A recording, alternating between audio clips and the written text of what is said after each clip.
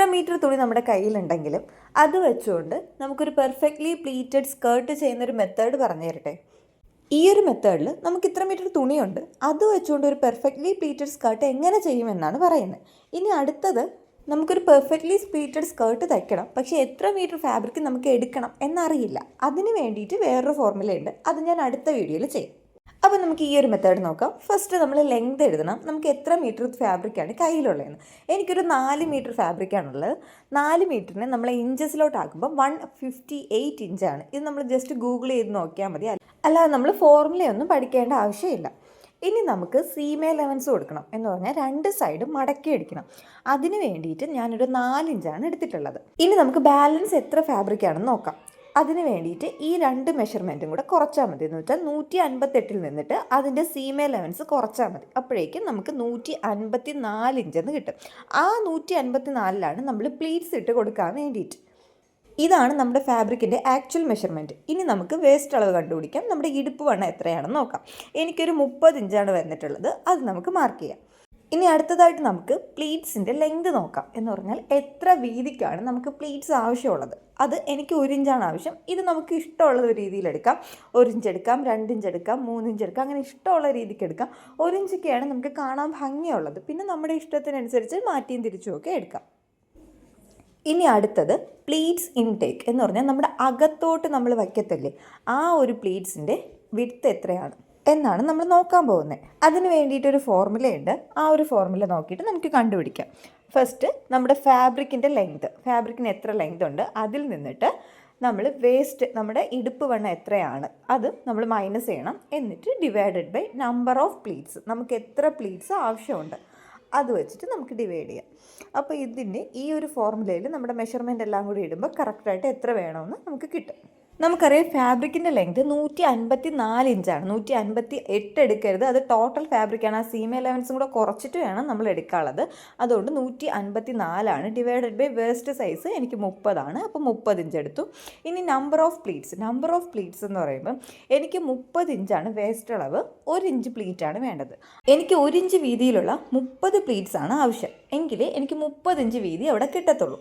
അതുകൊണ്ട് എൻ്റെ number of pleats 30. In case നിങ്ങൾക്ക് 2 ഇഞ്ച് വീതിയാണ് നിങ്ങൾ എടുക്കുന്നുവെങ്കിൽ 2 ഇഞ്ച് വീതിയിലുള്ള 15 പ്ലീറ്റ്സ് എടുത്താൽ മതി, നമുക്ക് 30 ഇഞ്ച് അവിടെ കിട്ടും. നിങ്ങൾക്കിത് പറഞ്ഞത് ക്ലിയർ ആയിട്ടില്ല എങ്കിൽ നമ്പർ ഓഫ് പ്ലീറ്റ്സ് കണ്ടുപിടിക്കാൻ വേണ്ടിയിട്ട് നമ്മുടെ ഇടുപ്പ് വണ്ണം ഡിവൈഡഡ് ബൈ നമ്മുടെ എത്ര വീതിക്കാണ് ആ പ്ലീറ്റ് എടുക്കുന്നതെന്ന് ചെയ്താലും മതി. അപ്പോൾ എൻ്റെ കാര്യത്തിൽ അത് 30 കിട്ടിയിട്ടുണ്ട്. അപ്പോൾ ഇതെല്ലാം കൂടെ കാൽക്കുലേറ്റ് ചെയ്യുമ്പം എനിക്ക് 4.13 എന്നാണ് പ്ലീറ്റ്സ് കിട്ടിയിട്ടുള്ളത്.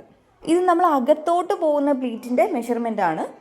ഇനി നമുക്ക് കിട്ടിയ പ്ലീറ്റ്സിൻ്റെ എല്ലാത്തിൻ്റെ മെഷർമെൻറ്റ് ഒന്ന് കറക്റ്റായിട്ട് എഴുതാം. പ്ലീറ്റിൻ്റെ ലെങ്ത് 1 ഇഞ്ചാണ്. പ്ലീറ്റ് ഇൻടേക്ക് 4.1 ഇഞ്ചാണ് കിട്ടിയിട്ടുള്ളത്. ഇനി നമുക്ക് പട്ടയുടെ മെഷർമെൻറ്റ് നോക്കാം. പട്ട നമ്മൾ വീതിയായിട്ട് എടുക്കുന്നത് ഞാനൊരു 4 ഇഞ്ചാണ് വീതിക്ക് എടുത്തിട്ടുള്ളത്.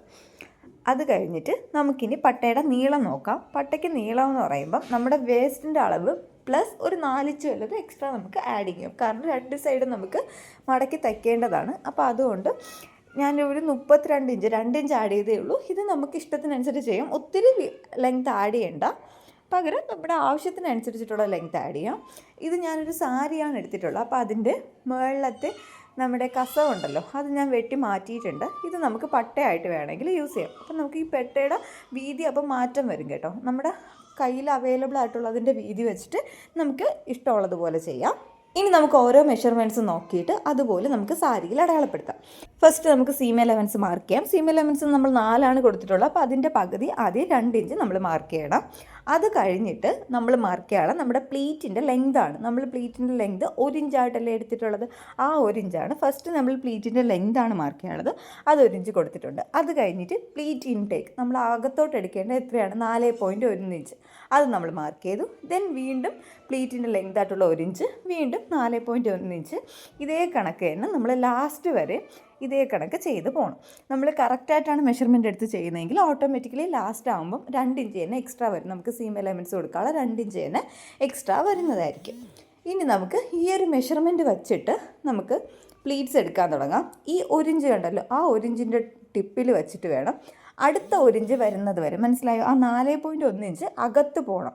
നിങ്ങൾക്ക് ഞാൻ പറയുന്നതിനേക്കാൾ കാണുമ്പോൾ മനസ്സിലാകുന്നുണ്ട് എന്നാണ് എൻ്റെ ഒരു വിശ്വാസം. എന്നിട്ട് നമ്മൾ പിൻ ചെയ്യണം. ഈ ഒരു ഫാബ്രിക് ശരിക്കും പറഞ്ഞാൽ നിങ്ങൾ സ്കേർട്ടൊക്കെ തയ്ക്കാൻ വേണ്ടിയിട്ട് നോക്കുന്നെങ്കിൽ ഈ ഒരു ഫാബ്രിക് അധികം ചൂസ് ചെയ്യാതിരിക്കുന്നതാണ് നല്ലത്. എനിക്ക് ഒത്തിരി കഷ്ടപ്പെട്ടിട്ടുണ്ടായിരുന്നു അയൺ ചെയ്യാനായാലും പിൻ ചെയ്യാനായാലും സ്റ്റിച്ച് ചെയ്യാനായാലും. അതിനേക്കാളും ഇത് വിയർ ചെയ്തപ്പോൾ മാനേജ് ചെയ്യാൻ വേണ്ടിയിട്ട് അത്യാവശ്യം നല്ല പ്രയാസം ഉണ്ടായിരുന്നു. കണ്ടല്ലോ, ഇതേ കണക്ക് ഓരോന്നും നമ്മൾ ഇതേപോലെ തന്നെ പിൻ ചെയ്ത് ലാസ്റ്റ് വരെ നമുക്ക് കുറച്ചും കൂടെ എക്സ്പീരിയൻസ്ഡ് ആയിട്ടുള്ള ആൾക്കാരാണെങ്കിൽ ഇങ്ങനെ പിൻ ചെയ്യേണ്ട ആവശ്യമൊന്നുമില്ല.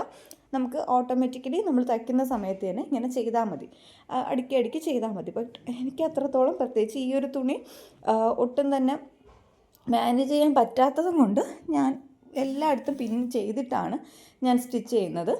ഞാൻ ഫുൾ സ്റ്റിച്ചിങ് വീഡിയോ ഒന്നും കാണിക്കുന്നില്ല, ജസ്റ്റ് ആ ഫോർമുല പറഞ്ഞു തരാൻ വേണ്ടിയിട്ട് മാത്രമാണ് ഈ ഒരു വീഡിയോ എടുത്തത്. ഞാനിത് കംപ്ലീറ്റ് ആയിട്ട് എനിക്ക് ഫുൾ ഹറിബറി ആയിട്ട് ഞാൻ ചെയ്ത ഒരു ഡ്രസ്സായിരുന്നു. അതുകൊണ്ട് എനിക്ക് ഫുൾ വീഡിയോസൊന്നും എടുക്കാൻ പറ്റിയിട്ടില്ല. ജസ്റ്റ് ഇത് ഫുള്ളായിട്ട് സ്റ്റിച്ച് ചെയ്ത് വരുമ്പോൾ തന്നെ നമുക്കൊരു കറക്റ്റായിട്ട് കിട്ടും. നമ്മളത് വച്ച് നോക്കുമ്പോൾ തന്നെ കറക്റ്റായിട്ട് കിട്ടാറുണ്ട്. ഇനി നമുക്ക് നന്നായിട്ടൊന്ന് അയൺ ചെയ്ത് കഴിഞ്ഞാൽ തന്നെ നല്ല രീതിക്ക് ഇത് കിടക്കാറുണ്ട്. ഇനി ഞാൻ വേറൊരു ഫാബ്രിക് കാണിച്ചു തരാം. എൻ്റെ മോൾക്ക് ചെയ്തതാണ് കേട്ടോ. അത് നല്ല രീതിക്ക് ചെയ്ത് കിടന്നിട്ടുണ്ട്. ഇനി നമ്മൾ ലാസ്റ്റത്തെ പോർഷൻ ഒന്ന് മടക്കി തയ്ക്കണം കേട്ടോ. നമ്മൾ പറഞ്ഞല്ലോ സീം എലവൻസ് വിട്ടിട്ടുണ്ടെന്ന്, അതൊന്ന് 2 മടക്കായിട്ട് മടക്കി തയ്ക്കാം. എങ്കിലേ അതൊരു വൃത്തിക്ക് കിടക്കത്തുള്ളൂ. അല്ലെങ്കിൽ ചിലപ്പോൾ തുണിയൊക്കെ ഇങ്ങനെ പിരിഞ്ഞ് പോകും. അതിന് വേണ്ടിയിട്ടാണ് ഞാൻ 2 സൈഡ് ഇതേ കണക്ക് മടക്കി തയ്ച്ചിട്ടുണ്ട്. ഇതാണ് എൻ്റെ മോൾക്ക് ചെയ്യാൻ വേണ്ടിയിട്ട് ഞാൻ എടുത്ത ഫാബ്രിക്. ബ്രൊക്കേഡിൻ്റെ ഫാബ്രിക്കാണ്, ബട്ട് നല്ല സോഫ്റ്റ് ആയിട്ടുള്ള ബ്രൊക്കേഡിൻ്റെ ഫാബ്രിക്കായിരുന്നു. നമുക്ക് അയൺ ചെയ്യാനായാലും സ്റ്റിച്ച് ചെയ്യാനായാലും ഒക്കെ നല്ല ഈസി ആയിരുന്നു. ഞാൻ ഇതിലും പിൻ ചെയ്തിട്ട് തന്നെയാണ് സ്റ്റിച്ച് ചെയ്തിട്ടുള്ളത്. നിങ്ങൾക്കത് കാണുമ്പോൾ തന്നെ മനസ്സിലാവും നല്ല രീതിക്ക് ഞാനിത് അയൺ ചെയ്തിട്ടില്ല, എന്നിട്ട് പോലും നല്ല അടുക്കി കിടക്കുന്നുണ്ട്. ബട്ട് ഈ ഒരു ഫാബ്രിക്കിൻ്റെ പ്രശ്നമെന്ന് വെച്ചാൽ അത്യാവശ്യം നല്ല രീതിക്ക് കളറ് പോകുന്നുണ്ട്. നിങ്ങൾ ആരെങ്കിലും ഇത് ചൂസ് ചെയ്യാൻ പോകുന്നെങ്കിൽ കുറച്ച് പീസ് വല്ലതും വാങ്ങിയിട്ട് ഒന്ന് കളറ് പോകുന്നില്ല എന്ന് ചെക്ക് ചെയ്തിട്ട് മാത്രം യൂസ് ചെയ്യുന്നതായിരിക്കും നല്ലത്. ഇത് സ്റ്റിച്ച് ചെയ്യുന്ന ടൈമിൽ പോലും എൻ്റെ കയ്യിൽ കളറായിട്ടുണ്ടായിരുന്നു. വാവ ഇത് ഇട്ട സമയത്ത് അവളുടെ ഇടുപ്പിൽ ഫുള്ള് ഇതിൻ്റെ കളറായിട്ടുണ്ടായിരുന്നു. ഞാൻ വാഷ് ചെയ്തിട്ട് പോലും ഇപ്പോഴും അതിൻ്റെ കളർ നല്ല രീതിക്ക് പോകുന്നുണ്ട്. അതുകൊണ്ട് നിങ്ങൾ ഈ ഫാബ്രിക് എടുക്കാൻ ആഗ്രഹിക്കുന്നുണ്ടെങ്കിൽ കുറച്ച് പീസ് വല്ലതും വാങ്ങിയിട്ട് ഒന്ന് കഴുകി നോക്കിയിട്ട് മാത്രം വാങ്ങുന്നതായിരിക്കും കുറച്ചും കൂടെ ബെറ്റർ. എന്നിട്ട് നമുക്ക് ഇതേ കണക്ക് അയൺ ചെയ്യാം. അയൺ ചെയ്യുമ്പോൾ മനസ്സിലായാലും എന്ത് നല്ല രീതിയിൽ പെർഫെക്റ്റ് ആയിട്ട് കിടക്കുമെന്ന്. ഇതേ കണക്കാണ് ഒരു പാവാട കിടക്കേണ്ടത്. നമുക്ക് പ്ലീറ്റഡ് സ്കേർട്ട് എന്ന് പറയുമ്പോൾ ഇതേപോലെ നല്ല രീതിക്ക് കിടക്കുന്നതായിരിക്കും ഭംഗി കാണാൻ വേണ്ടിയിട്ട്. അടുത്ത വീഡിയോയ്ക്ക് ഉടനെ വരാം. നിങ്ങൾക്ക് ഇങ്ങനത്തെ വീഡിയോസ് ഇഷ്ടമാണെങ്കിൽ ഒന്ന് സബ്സ്ക്രൈബ് ചെയ്ത് വെച്ചോ കേട്ടോ. Stay tuned for more. By.